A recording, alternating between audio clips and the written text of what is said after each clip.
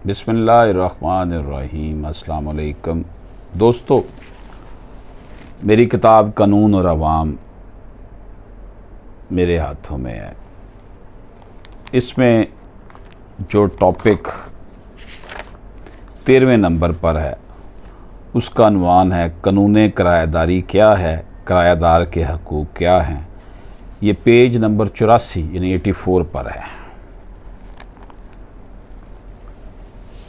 कानून किराएदारी के तहत वतन अज़ीज़ में जुल्म रवा रखा जाता रहा है। इसकी मिसाल ऐसे ही है कि महरम को मुजरम बना दिया जाता रहा है। मौजूदा कानून किराएदार 2009 के तहत प्रेमिसेस को खाली करवाने के लिए मालिक को बहुत ही बेहतर अंदाज में सहूलत फराहम की गई है।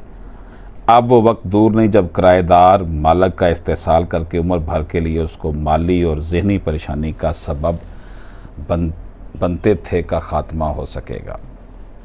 दोस्तों, section 5 rented Punjab premises act 2009 के तहत कोई भी लैंडलॉर्ड बग़ैर मुआहदा किए किराएदार को जगह किराए पर ना देगा।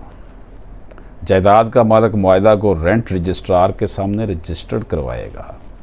रेंट रजिस्ट्रार अपने रजिस्टर में किराएदारी की तमाम शराइत लिखेगा और इस मुआहदे पर अपनी स्टैंप लगाएगा और असल मुआहदे की कापी लैंडलॉर्ड को दे देगा। किराएदारी के मुआहदे के बाद एक किस्म का ये सबूत बन जाता है कि मालिक और किराएदार का रिश्ता मार्ज़ वजूद में आ गया। अब मैं आपको बताऊं कि आप बग़ैर रेंट डीड बनाए उसको रजिस्टर्ड करवाए मत चीज़ें किराए पर दें और लें। दोनों का फ़ायदा है, इसमें दोनों फ़रीक़ों का फ़ायदा है। इसमें मैंने एक केस लॉ भी NLR 2004 सिविल 702 पेश किया है।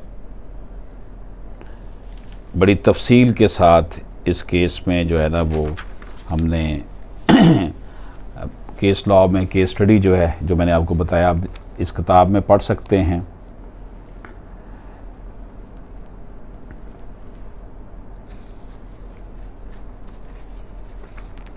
ये जो केस लॉ है इसमें बरकत मसीह बना मंजूर अहमद मुतवफ़ी केस की समाअत mister justice Iftikhar Mohammad Chaudhry, mister justice Mian Mohammad Ajmal ने की।